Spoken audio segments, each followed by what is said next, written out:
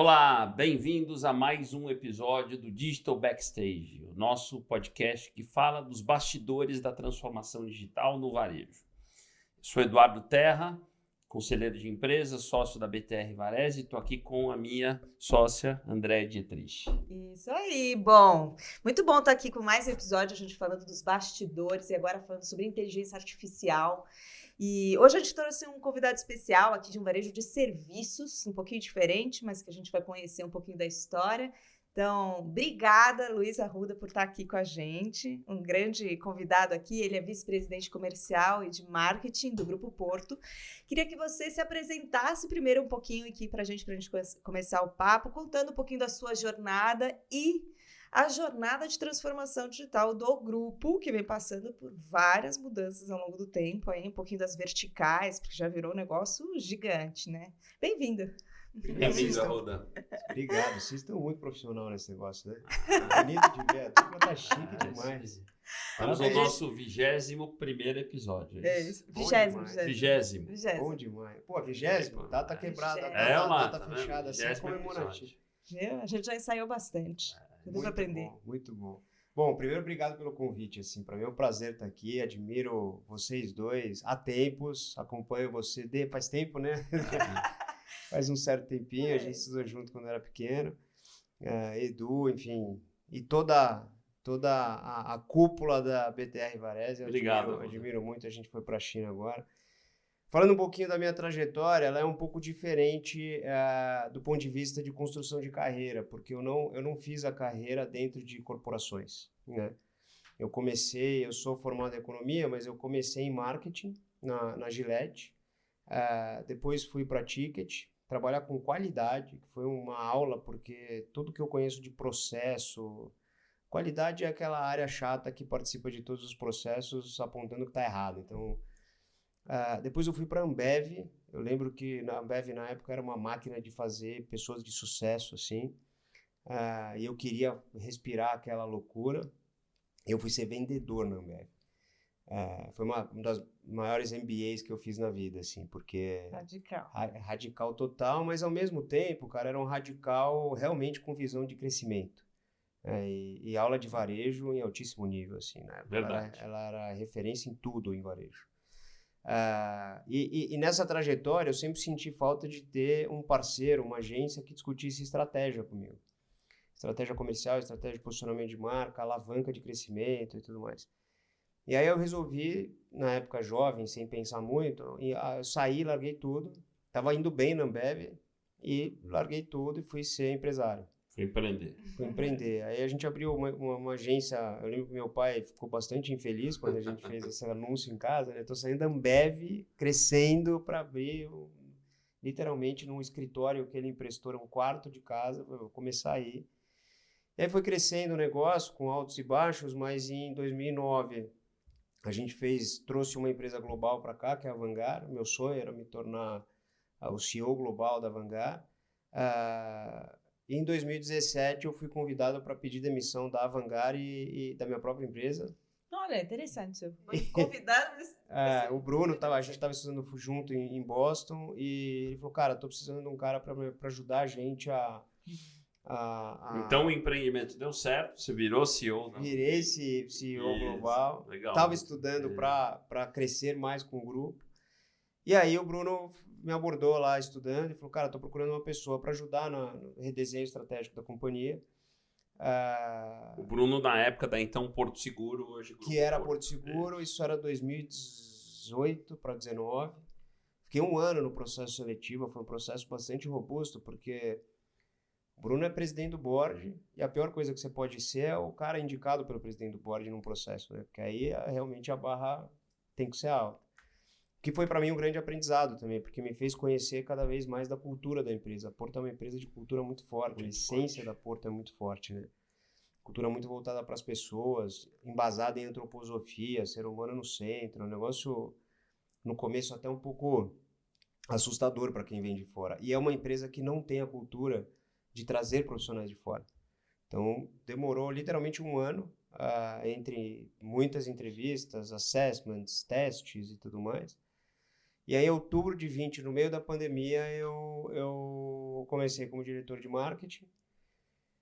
Primeira loucura que a gente fez foi mudar a marca e criar as verticais de negócio. Quando eu entrei lá, a gente conversava muito, porque tinham 130 produtos, todos embaixo de Porto Seguro. E aí a gente percebia que o corretor, que é o nosso principal parceiro de negócio, tinha uma dificuldade de posicionar esses produtos na cabeça do cliente final, e o cliente final não reconhecia esses produtos como Porto Seguro, porque eles não estavam de fato organizados como um portfólio, cada um no seu setor. Então aí a gente criou o Porto Bank, Porto Serviço, Porto Saúde, e a Porto Seguro continuou como Porto Seguro, e a Porto Seguro como holding virou Porto, que é o Grupo Porto, que a gente está hoje. E dali começa todo um processo de transformação. Então, o desenvolvimento de um app de fato com visão centrada em cliente. Começou contigo, na sua gestão. Não, o app já tinha começado, mas ainda com a marca antiga. E aí, quando a gente faz a mudança de marca, tivemos inclusive a discussão se nascia como Porto Bank ou não, porque Bank é o grande volume de recorrência. Mas aí acabou ficando como Porto para a gente de fato ter a visão centrada no cliente. Foi aí que fez essa mudança. A gente construiu toda a plataforma de e-commerce, que tem o corretor envolvido, que é um negócio diferente, dá um trabalhinho diferente, porque 100% do nosso volume tem o corretor envolvido, e não é por benevolência, é porque a gente de fato enxerga um valor na relação do cliente com o corretor, principalmente no pós-venda, tanto na consulta da venda quanto no pós-venda. Na hora do sinistro, é para ele que as pessoas ligam. Né? É verdade. E o corretor é uma peça muito importante nesse ecossistema. Muito chave. E acho que a grande sacada da posição que eu tô foi essa, porque eu assumi a área de produção, que a gente chama lá dentro, que é a área comercial, em setembro agora, do ano passado. E por que eu assumi? Porque não dá para a gente ter iniciativa de digitalização sem envolver os corretores. Assim, não é algo admissível para a estratégia da companhia. E a gente, de fato, enxerga o corretor de seguro como parte do time, não necessariamente como um canal. Por isso a gente consegue... É um pensamento... São todos próprios ou vocês também são independentes. São independentes. São independentes. É literalmente um ecossistema. É um ecossistema. A grande beleza dele ser independente é justamente a credibilidade que ele dá quando ele vai atender o cliente. Porque se ele for monomarca, ele sempre vai pendular para uma marca. E do nosso lado, nos obriga a, de fato, ter um serviço de altíssima qualidade para o corretor e para o cliente final. Para nenhum dos dois ter trabalho no pós-venda, né? Ou minimizar ao máximo o trabalho no pós-venda. E, Arruda, já a gente vai entrar no tema dessa temporada, que é a inteligência artificial. Acho que tem bastante coisa para a gente falar. Mas antes, me corrija se eu estiver errado, é um cliente expandido, né? Tem o cliente Eduardo Terra, que é o cliente final na relação varejo de serviço, mas tem o cliente corretor. Você tem o cliente de um ecossistema mais amplo, é isso mesmo? É isso mesmo. Primeiro, obrigado por falar do app, porque app nunca tá bom, né? É vivo, né? É vivo. A gente tem uma discussão de app diária. Mas, de fato, eu queria voltar para a cultura antes, porque a nossa cultura ela é muito voltada para cuidar de gente. A antroposofia embasa isso. A gente tem 3 princípios. O primeiro é a escuta ativa. O segundo é atitude resolutiva, que é resolver. E o terceiro é encantamento. São os únicos 3 princípios da cultura. Então, qualquer coisa que venha na digitalização que falhe, que não dê certo, alguém vai resolver de algum jeito. E é isso mesmo. Eu posso dizer que é isso que acontece. Então, o que acelera o processo de digitalização, porque quando vai para alguém resolver, que a gente mede lá NPS, Contact Rate, e a gente tenta sempre diminuir o Contact Rate e aumentar o NPS, a gente vai corrigindo erros ou melhorias de processo.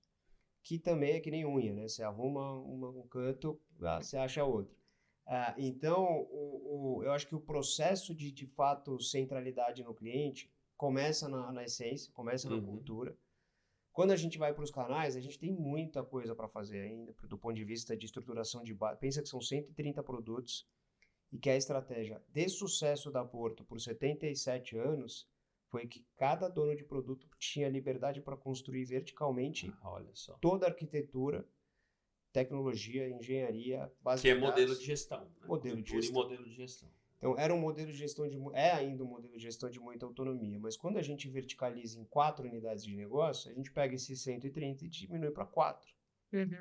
E aí buscar as otimizações. E aí eu tenho muito ganho de sinergia, otimização, ganho de processo, a gente usa muito inteligência artificial nessa história, mas ainda assim são 4 com segmentos diferentes, que não é uma empresa monossegmento, né?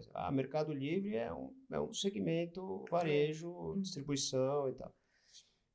Então tem sim uma complexidade e são esteiras muito completas, né? Muito complicadas na verdade, né? Esteira de pós-venda, de seguro, de serviço financeiro, de saúde, são esteiras bastante densas e normalmente mais densas na hora da crise, que é quando ou um sinistro acontece ou quando você vai fazer uma internação. Então a gente toma muito cuidado. A gente na Porto no mercado se fala muito de omnicanalidade, né?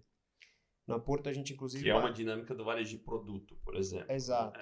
Na Porto a gente patenteou um nome um pouquinho diferente. A gente chama de humanicanalidade.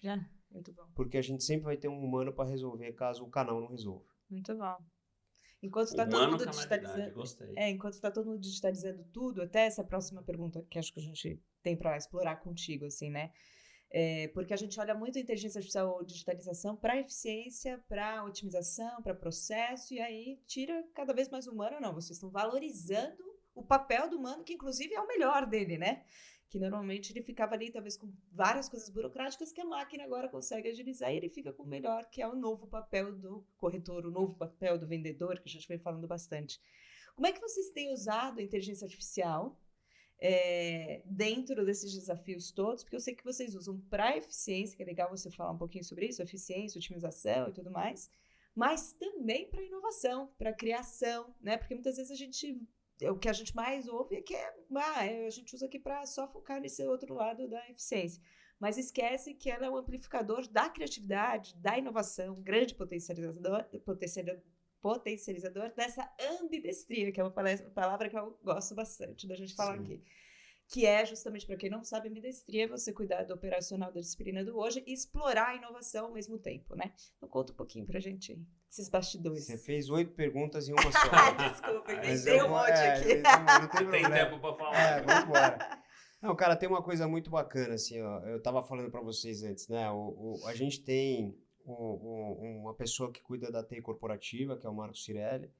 A gente tem um CTO por vertical, então a gente entrega autonomia para as verticais. São quantos no total? São 4 verticais. 4 verticais, são 4 CTOs. 4 CTOs, e eu tenho um CTO que fica comigo olhando todos os canais. Esses 6 caras, eles construíram uma estratégia bastante robusta de abordagem de inteligência artificial generativa na Porto. A gente sempre usou muito inteligência artificial como base, não a generativa, mas como base... A raiz, né? Dados, de precificação, estruturação de dados. Pensa que a gente precifica desde anos 90 por CPF, por CEP.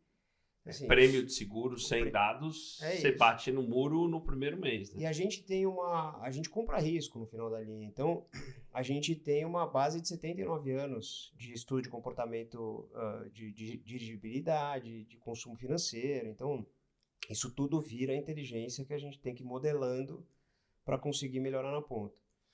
E esse grupo separou 15 projetos que vão de eficiência. Então, a gente tem alguns projetos que são, por exemplo, que agora todo time comercial hoje, por exemplo, já nasce com um WhatsApp que ele conversa diariamente. Se eu acordo de manhã e posso perguntar para a Eva, que é o nome do WhatsApp, do comercial, e dizer, Eva, qual é a melhor... um avatar, né? É um avatar do WhatsApp. Qual é a melhor ação que eu tenho hoje? E ela te dá uma agenda. Fala, vai no corretor tal. Esse cara está com tantas cotações, você vai lá e converte. Melhor negociação que você pode fazer com ele é essa, e assim por diante. Eles podem perguntar para a Eva, olha, estou aqui no corretor Edu, ou Andréa, Didi, né? Ele está falando para mim que está com dificuldade de crescer em alto. A Eva vai dar uma dica de negócio para ele com base na média de corretores que crescem daquela região com as mesmas condições. Olha que legal. Então, esse é um dos projetos. Aí a gente tem projetos para os corretores, que também estão tudo começando, né? Assim, tudo muito novo. Em construção. Né? Na verdade, essas daqui já estão implementadas, mas a gente tem muito cuidado para escalar esse negócio. Então, a Eva já está com 100% do time comercial, a gente tem 300 corretores pilotando na ponta. Toda vez que a gente vai chegando perto do consumidor, a gente vai sendo mais conservador. Enquanto estamos dentro de casa, a gente vai para cima com um pouquinho mais menos de cautela. E a gente, por estratégia de negócio, que isso é muito difícil ter em companhia, a gente não quer ser o first users de tecnologia. A gente definiu que a gente quer ser um fast follower. Então... explica um pouquinho até o conceito para quem está ouvindo aqui. Saiu inteligência artificial, todo mundo saiu fazendo e eventualmente correndo riscos de serem os primeiros usuários dessas ferramentas. O que a gente opta como estratégia, e não é só inteligência artificial em todos os nossos tecnologias e como um todo. Tecnologia, né? Como um todo, a gente vai ser sempre o segundo colocado, mas copiar rápido. Fazer rápido o que está dando certo. O que nos coloca também numa posição, quando a gente olha do ponto de vista de marca, os 3 principais atributos quando a gente conversa com corretor ou com cliente são confiabilidade, segurança e credibilidade. A gente não pode perder isso. Então, a gente nunca vai deixar chegar no corretor ou no cliente final uma alucinação de inteligência artificial, coisas do gênero. Do ponto de vista de oferta, a gente está usando muito. Não aquela história de clientes que gostam disso, também querem aquilo. No CRM, né? Nas réguas de relacionamento. CRM, no e-commerce, no sistema. A gente tem um sistema para o corretor que chama Call, que é o corretor online, onde ele já começa a ver a vida do cliente com visão centrada em cliente e não produto na Porto, para ele gerir o CPF. A gente está construindo um Porto ID que vai ser lançado, agora isso eu posso dar spoiler aqui, porque vai ser lançado no começo do ano, que está vinculado com personas que foram criadas pela inteligência artificial dentro da Porto. Então, a gente clusterizou os 18 milhões de clientes em 8 personas por comportamento, não por classe social, não tem nada a ver com base econômica, é comportamento. E essas personas servem de conversa para o corretor saber que tipo de argumentação ele vai fazer para aquele tipo de persona, que tipo de produto eu oferto, quais atributos desses produtos são mais valorizados por aquele tipo de persona. Então, isso vai ajudando a gente a, de fato, conseguir crescer o que a gente vem crescendo, né? A Porto, nos últimos 5 anos, duplicou a quantidade de clientes que a gente tinha. A gente tinha 9 milhões, está com 18. Cresceu o faturamento, cresceu a rentabilidade e não necessariamente cresceu a quantidade de pessoas. Então, a gente por ter humanicanalidade, a gente também não diminuiu a quantidade de pessoas. Mas a tecnologia teve um papel importante nisso. Teve um papel importante para a gente crescer mantendo o time. Isso. A gente optou por não diminuir o time, porque a gente imagina que ainda dá para crescer e dá para manter o time crescendo, mesmo empregando todas essas tecnologias adicionais, e a gente investe muito em educação. Letramento para inteligência artificial está fortíssimo na palavrinha é... Muito bom. Agora, só você tocou num ponto que é chave. Ele ainda tem que falar do outro lado, hein? Sim, a minha pergunta tinha 5. Você tocou num ponto que eu só queria aterrissar aqui, e a gente já falou muito de cultura digital, e eu acho que no caso da Porto, você está trazendo um ponto que me chamou muita atenção, que é a Porto é uma cultura de quantos anos? De 70, fazemos 80 anos. Que trouxe ela até aqui, vai continuar seguindo, que tem a ver com solidez, com cliente, com, né? E quando a gente fala de cultura digital, esses elementos novos que se somam, ele tem alguns limites. Então, esse ponto que você colocou de ser o segundo no seu primeiro, é uma combinação que para vocês fez o blend, né? Então, Exato. Não é pegar a cultura que existia antes e rasgar e falar agora é cultura digital all-in, é um blend equilibrado. Eu só queria reforçar esse entendimento. Você está certíssimo. O que a gente diz lá é que a Porto se renova todo ano desde que ela nasceu. Ela nunca foi a mesma. Isso. Mas o que a gente diz é que o que trouxe a gente até aqui é o que vai levar a gente aonde a gente quer chegar. A gente não... E aí vou te falar, talvez seja por isso que está dando certo um pouco, porque as pessoas, ao invés de se sentirem ameaçadas pela transformação, elas estão abraçando aquilo como uma oportunidade sendo de incluídas, né? Pessoal e profissional. Que legal, olha isso. Podemos voltar que tem mais respostas aí. Tem mais. Conta pra gente. Que mais? Ambidestria. Não, do lado de inovação, a gente tem um foco, a gente é uma seguradora, né? Assim, no sangue mesmo. A gente tem as 4 verticais e tal, mas no final da linha, o nosso sangue é de seguradora. Segurador, por definição do produto, é conservador. Mas a Porto, ao longo desse tempo todo, inovou. A Breaklight foi um negócio que a gente ajudou a trazer para o Brasil. O Guincho é um negócio que nenhuma seguradora tinha no mundo. A gente implantou aqui e hoje é padrão, né? Todos têm. A gente tem muito orgulho de tudo isso. E quando a gente vem cada vez mais investindo em jornada de cliente, a gente vem percebendo que muito dos produtos que a gente tem em casa tangibilizam para o cliente 4 grandes terrenos, que é o lar, a família, mobilidade e saúde integral, né? Saúde pessoal e financeira. Quando a gente usa inteligência artificial e consegue conectar essa história, novos produtos vêm nascendo. Uhum. Então, desde grandes combos que a gente faz hoje, por exemplo, um produto que está com sucesso enorme é a proteção combinada, que você faz o seguro do auto e com residência. Agora vai nascer o auto com residência com seguro celular numa pólice única. Porque, Olha só. porque a gente percebe que os clientes eles fazem as compras separadas. Do ponto de vista financeiro, ele perde os benefícios. Do ponto de vista de usabilidade, fica ruim, porque ele fica com aquela prateleira de produto na mão. E do ponto de vista de uso da relação dele com a gente, fica quebrado, porque um boleto vence num dia, outro no outro. Então, Como hoje é impensável você contratar em casa uma TV a cabo, telefone e internet separado. Exato. E os clientes Porto são clientes muito fiéis, né? A gente tem o prazer de ter quase 80% dos clientes com a gente renovando ano a ano. O que é assustador. Você Aliás, eu já falei que a conta de LTV na Porto deve ser uma coisa interessantíssima de ver, altíssimo. né? Eu contribuo. Essa você não pode contar, porque deve ser uma caixa. Mas é verdade, porque tem um índice de fidelização, um churn muito baixo. Nosso churn é baixíssimo, o LTV é alto e o índice de cross-sell, né, o número de negócios por cliente vem crescendo ano a ano. E a gente percebe que quanto mais cresce, obviamente maior é o vínculo que o cliente tem com a gente, mais emocional fica esse vínculo. Não é só sobre o vínculo transacional, né? O vínculo da transação, que no varejo tem muito, né? O varejo é muito mais quente o negócio. A gente tem contratos longos, né? O contrato seguro é 1 ano. O de saúde, eventualmente, 3 anos no mínimo. Então, a gente tem, de fato, um LTV... Eu lembro quando a primeira vez eu perguntei do dado, eu fiquei um pouco assustado, falei, não, erraram, não é possível.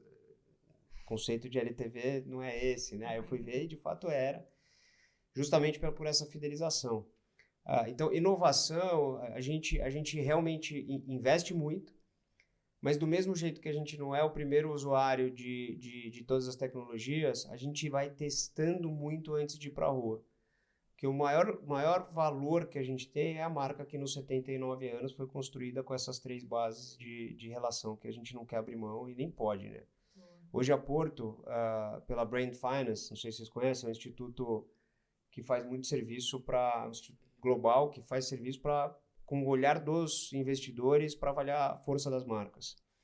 A gente nem tem escritório na América Latina inteira, a gente tem no Brasil e no Uruguai. E a Porto, entre todos os setores avaliados, foi a 2ª marca mais forte da América Latina. Eu vi, parabéns. Eu nem sei, a gente está até tentando entender o porquê, assim, porque a gente só tem no Brasil. Fazer uma confissão emocional, eu já te falei que assim, cliente na saúde, cliente no cartão, cliente no seguro automotivo, né? E naturalmente em casa tem uma frotazinha, né? Porque é família, enfim. Um dos carros, por um motivo de frota, de idade, não está segurado. Outro dia eu estava pensando, me bateu uma sensação emocional quase como se ele estivesse sem seguro. Né? E foi espontâneo, né? Quer dizer, ele por um motivo na época de cotação, acho que a idade, enfim, esse carro não está segurado na Porto. A sensação que me bateu quando eu estava fazendo análise, fazendo um inventário, eu falei assim, claro que ele está segurado, né? Mas assim, como se ele não tivesse segurado. Eu falei, nossa, mas esse é um engajamento do cliente com a marca que me pareceu bem interessante. Depoimento espontâneo aqui para você. Né? Vamos fazer essa conversão. Depois me manda essa cotação aí que eu quero dar uma olhada. Falta um pedacinho da LTV aí, né? Não gostei não. Vamos reverter isso aí. Mas, de fato, a gente se preocupa muito em avaliar NPS transacional, a gente faz o NPS relacional. mas a gente olha muito o share of heart, né? É o quanto a gente consegue criar emoções É isso mesmo. na vida das pessoas. E a gente treina os prestadores, a gente tem uma escola de prestadores na Porto, a gente tem 13 mil prestadores na rua, que é onde de fato a magia acontece, né? O tema da festa de final de ano da Porto vai ser prestadores e é onde a magia acontece. E hoje a gente vem cada vez mais percebendo que o prestador ele não só presta um serviço, ele cuida de fato da relação, né? A gente tem um livro e agora está virando uma série de filmezinhos, de shorts, com histórias de prestadores que fizeram coisas que não tem nada a ver com o serviço. Então, tem um prestador, por exemplo... Eu já assisti um. Você assistiu? O que emprestou o carro pro cara que ia Pro cara casar. ficar Quem não noivo. assistiu, assista. Não, É impressionante, é genial. Muito bom. Essa história é incrível. Ele foi salvar um segurado, eu ia contar o da árvore de jabuticaba, mas ele foi salvar o segurado e o segurado estava desesperado. Ele falou, não, calma, o seu carro daqui 2 dias está na sua mão. Ele falou, você não está entendendo, eu estava indo pedir minha namorada em noivado. Ele falou, não, então faz o seguinte, pega meu carro pessoal dele, pega meu carro, vai pedir e eu vou ficar com o seu aqui e vou cuidar do seu carro. E resumo da história, o cara foi com o carro do prestador, olha que loucura. Pediu a moça em casamento e o prestador foi padrinho de casamento. Ai, nossa, que Genial. cliente. Histórias autênticas, Histórias verdadeiras. verídicas. Né? Hoje a Muito gente bom. pegou um prestador que uma senhora tinha um cachorrinho que fugiu e era assim, ela estava sozinha e o cachorrinho era a vida dela. E o prestador falou, não, eu vou terminar meu serviço aqui, deixa ele descansar. Ele fugiu, daqui a pouco eu acho ele. Com uma tranquilidade, o cara contando. E aconteceu essa semana. E aí a mulher chorando e tal, ele falou, daqui a um tempo eu volto. Ele foi embora, terminou o serviço primeiro, ele estava fazendo uma vistoria no carro. Terminou o serviço, pegou o carro dele e foi fazer a ronda, quarteirão por quarteirão. Foi atrás do Foi cachorro. atrás do cachorro, andou 100% do bairro e até que ele olhou, viu um cachorrinho no canto, chamou, deu um biscoitinho, botou pra dentro do carro, levou. Ai, Assim, o prestador... Só a cultura faz isso. É Não, só. cultura, isso faz parte do treinamento. E você vê as histórias, é de chorar, assim. Por isso que eu falei que fazer a transformação cultural na base da transformação digital, na base desta cultura, ficou uma coisa mais orgânica, porque a paixão pelo cliente, seja o cliente corretor ou o cliente final, está intrínseca na cultura, né? Muito bem. acho que é legal a gente até explorar, já que você já está tocando nesse pilar de cultura, você falou do letramento de inteligência artificial, como é que funciona, né? Como é que vocês estão capacitando, como é que vocês estão direcionando, e até o modelo de gestão, porque assim, são 6 CTOs, por exemplo, que você comentou. Provavelmente o modelo de gestão deles deve ter ali, né, objetivos comuns, onde eles trabalham também em uma centralidade da estrutura, para depois todo mundo ter a sua autonomia e descentralizar. Conta um pouquinho desses bastidores do jeito de fazer e como vocês estão capacitando para essa nova economia, para esse novo mundo digital conectado sempre, né? Porque a gente está sempre se reinventando, não é uma coisa só, né, de um ano, de começo de ano, não, é de sempre. Cara, o Kaki, ele tá no conselho, Paulo Kakinoff, ele tá no conselho desde 2020 também. Eu brinco que ele estava no comitê de marketing enquanto me contrataram. E hoje é o CEO do E hoje é o Grupo CEO Porto, do grupo. Né? Um abraço pro Kaki. O Kaki, parceirão, né? Abraço pro Kaki, não conheço ele, mas um abraço aí. Vale a pena conhecer, ele é um cara inteligentíssimo. Genial. E desde que ele tá nesse processo, a gente vem provocando, e agora foi implementado no final do ano passado para esse ano e está evoluindo, o processo de OKRs alinhados da companhia. Então, todos os OKRs que são transversais, a companhia inteira está alinhada. OKR, desculpa, só para a gente, letramento aqui também, né? Objectives and Key Results, uma metodologia super, que ficou exponencializada ali pela utilização no Google, onde você tem objetivos e resultados chaves, né, que ajudam, é um modelo de gestão, inclusive, bastante que são flexível e complementares aos KPIs. Exato. Né? Que são não indicadores são mais KPIs. financeiros, eles são indicadores mais de meio do que de fim. É um pouquinho mais o como. Mais É o o como é o do GPS, que o eu gosto de isso aí, falar. isso aí, perfeito. É o GPS, é isso. Perfeito. E acho que o GPS ajuda muito, né? Quando a gente tem companhia com 13 mil funcionários, com autonomia e com esse... o lado sombra da cultura, a gente precisa tomar cuidado com as estações que acontecem. Porque quando você tem muita autonomia e muita vontade de fazer, às vezes você vai fazendo as coisas que, na verdade, criam paralelismos, né? Muito então, bom isso. Os OKRs ajudam a gente a manter o time Na linha. na linha que a gente... São os trilhos, São né? os trilhos, exato. Adorei isso. Boa. Muito bom.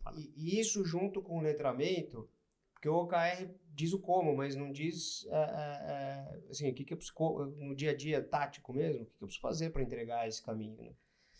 Então, o RH, com a Patrícia Coimbra, que acabou de chegar e já está fazendo também um trabalho incrível, tem uma série de loads que a gente chama, que são treinamentos para que todos os nossos funcionários consigam se letrar nos temas de digitalização ou em qualquer tema, vai de compliance, mas assim, tem um monte de curso. E para os corretores também, a gente tem um canal que chama Porto Educ, em que a gente tem cerca de 2.000 treinamentos para corretor, que fazem mais de 200 mil treinamentos por ano, gratuitos.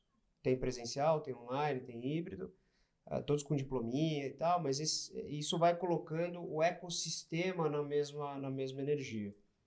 Qual é o lado, que eu estou falando de um monte de coisa que parece um super sucesso, né? Mas qual é o lado dificultoso dessa história toda?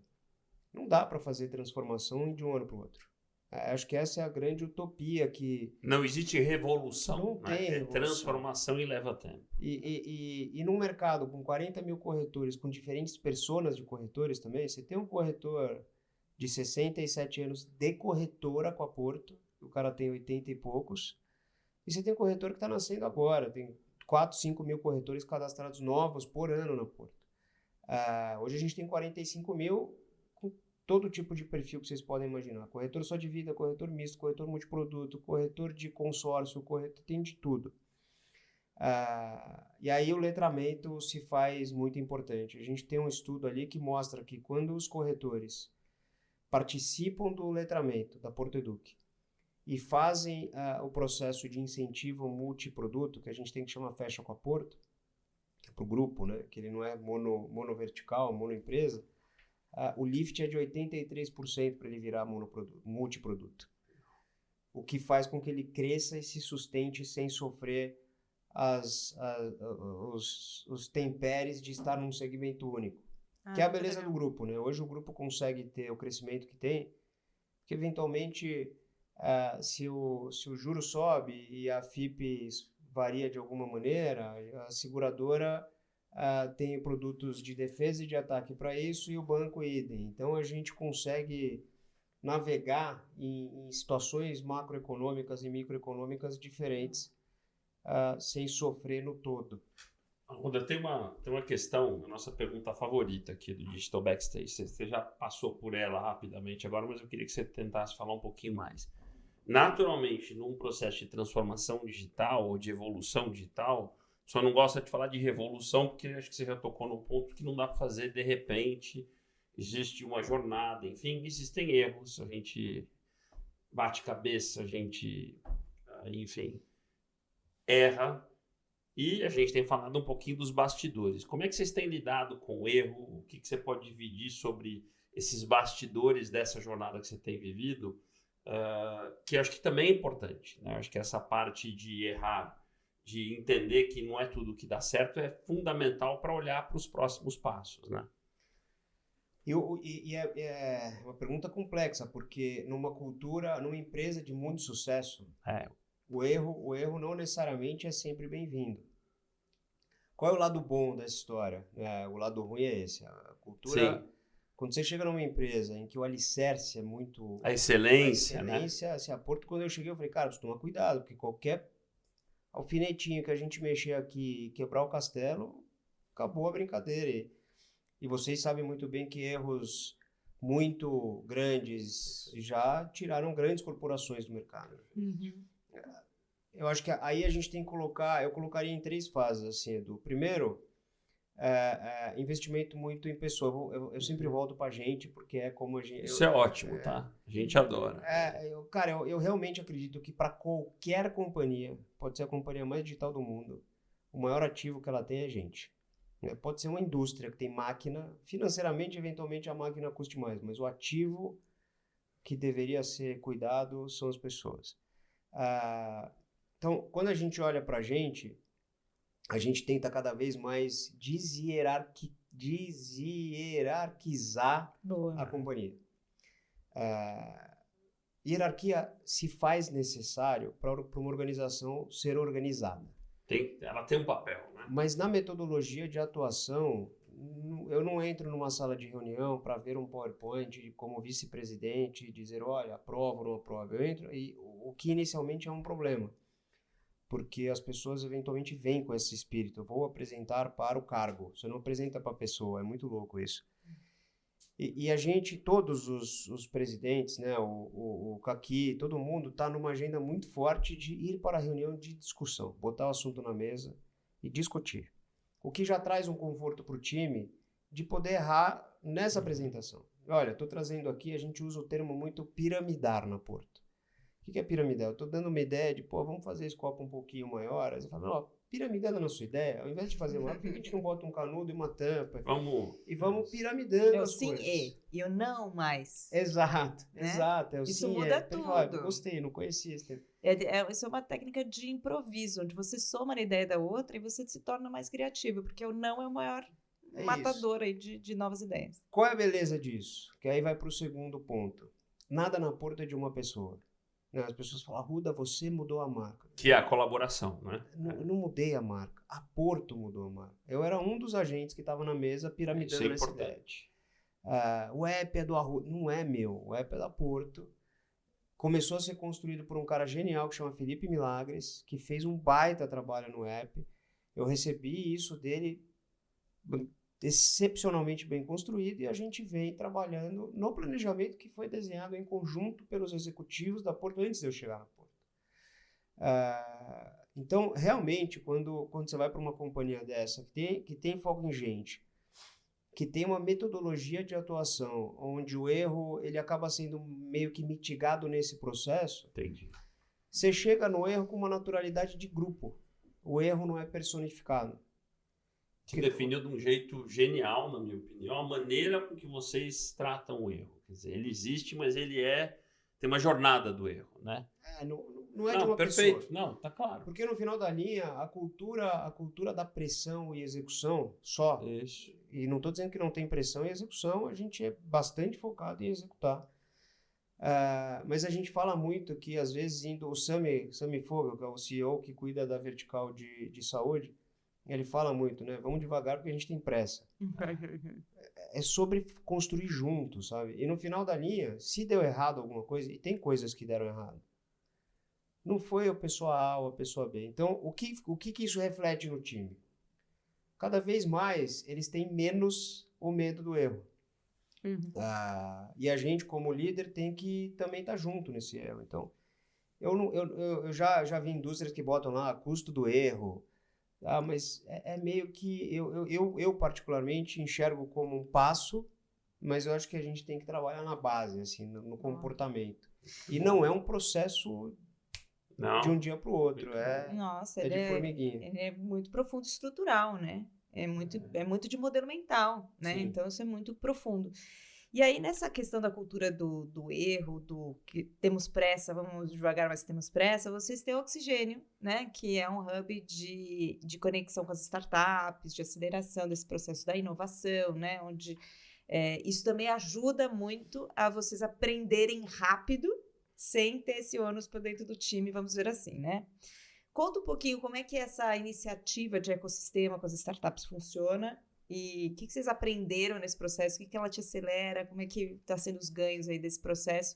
Acho que esse é um tema que a gente explorou pouco ainda por aqui. Seria muito legal saber como é que vocês têm feito. A gente chama um pouco de inovação aberta, né? Uhum. Cara, a Oxigênio ela é um grande acelerador desse processo, porque ela começou como uma aceleradora de startup. Ela fazia um processo seletivo e acelerava e tal as startups. E a gente começou a perceber que a gente esse era um olhar de dentro para fora. E a gente começou a perceber, na liderança do Cirelli, que vem fazendo um trabalho incrível com a Oxigênio, que a gente estava perdendo a oportunidade de virar esse canhão para a gente.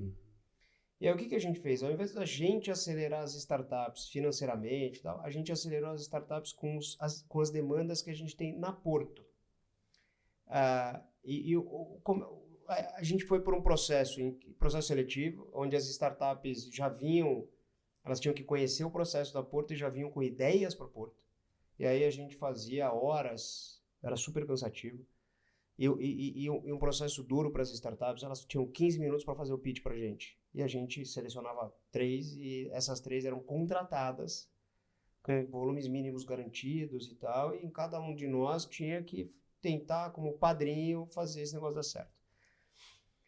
E aí a gente foi para o modelo atual, que é um modelo de fato onde a gente demanda a Oxigênio como um problema. Então eu chego no Oxigênio e falo, cara, estou precisando disparar ofertas múltiplas com conversação. Quase um hackathon. É um hackathon. Isso. E ela vai para o mercado, faz esse hackathon e volta com 2, 3 recomendações, já com sugestões de testes e tudo mais. Então, qual o benefício dessa história? A Oxigênio, que é uma unidade apartada da Porto, passou a conhecer mais sobre os negócios e dificuldades que a gente tem. O mercado não teve que inferir quais são as nossas dores, a gente entrega a dor pronta. E quando chega para a gente, já chega muito mais pronto do que no processo anterior. Essa é a verdadeira inovação, né? Onde a gente deixa de falar de pirotecnias. Muito legal fazer isso para Porto, acho que é legal, mas não está sanando aquilo que de fato é problema, né? Então, quando a gente olha a inovação para solucionar as dores de negócio, né? Muito legal. Ruda, passou muito rápido, parece que a gente começou agora, né? Mas eu queria, uma pergunta que a gente tem feito para fechar, acho que o nosso podcast tem um papel da gente... de educação também, de letramento nesse aspecto digital. A gente sempre pede para o nosso convidado tentar deixar uma mensagem final sobre a experiência que você vem tendo, sobre esse tema da transformação digital, da inteligência artificial. O que te vem à mente como uma mensagem final aí de educação mesmo, para quem está nessa jornada? A gente tem gente tem gente pequenininha, gente média, gente grande, executivos mais altos, mais baixos, em estágios diferentes de carreira. O que você pode transmitir aí como uma mensagem final? Cara, a primeira coisa que eu tenho que transmitir é que eu não me acho na altura de mandar mensagem assim muito... Mandou várias aqui. Assim, mandou várias. Uma das inspirações. Uma das coisas que a gente tem muito nesse processo, que talvez seja uma mensagem, assim, as pessoas falam de revolução, de transformação e tudo mais, e eu vejo muitas pessoas que isso sobe a cabeça. Então, assim, o processo de trabalhar numa base humilde, talvez seja... Pé no chão, né? Pé no chão, foco em execução, e primeiro faz, depois fala. Assim, a gente percebe que muitas empresas jogam a notícia para depois tentar fazer. Então, assim, a gente realmente inverte isso. A gente só comunica o que a gente fez. A gente não comunica o que vai fazer. Acho que esse é uma coisa, é legado da Porto isso, não é novo, e é um legado que, como eu disse antes, o que nos fez chegar até aqui vai fazer a gente chegar, a gente vai continuar com isso. E tem uma outra coisa que é mais tática, mas é importante. O processo todo de digitalização tem que ter muito embasamento em credibilidade. E a gente tem 3 coisas que a gente faz para garantir isso. O primeiro é que a gente não entra em modismo. Então, growth hacking, não sei o que, cara. Enquanto tá todo mundo falando de growth, vamos falar de ser humano? Porque é esses caras que vão fazer a gente crescer. A segunda, que é importante, a gente coloca a barra muito alta. A gente vem construindo vários critérios que são novos na indústria. E aí esses critérios podem ser questionados. Uma vez que eles são questionados, se você já nasce com a barra alta de quais são os critérios, eu vou dar um exemplo, por exemplo. Venda digital, que é o cliente que vem online e cai no corretor. Eu não considero isso como canal digital. Por quê? Porque se ele veio online, não me garante que ele não iria para o corretor.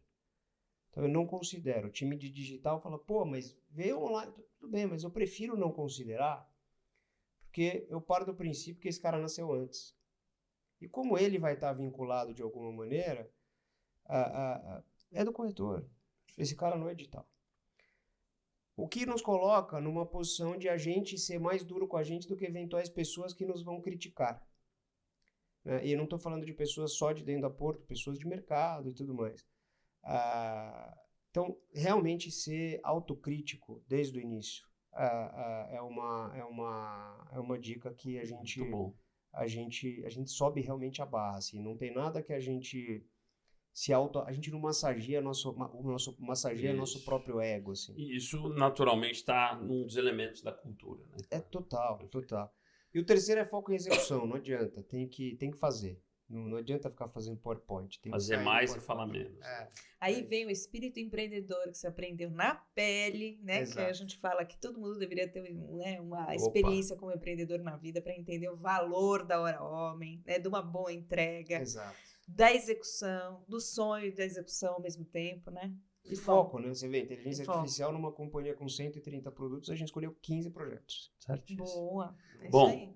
Luiz Arruda, amigo, né? Super executivo aí. Muitos insights interessantes. Obrigado por estar aqui conosco. Didi, né? Nossa super apresentadora aqui, minha amiga, minha sócia também. Você que nos acompanhou até agora, não deixe de nos seguir, ativar o sininho, acompanhar o Digital Backstage nas nossas redes e nos vemos em breve no próximo episódio do Digital Backstage. Até a próxima.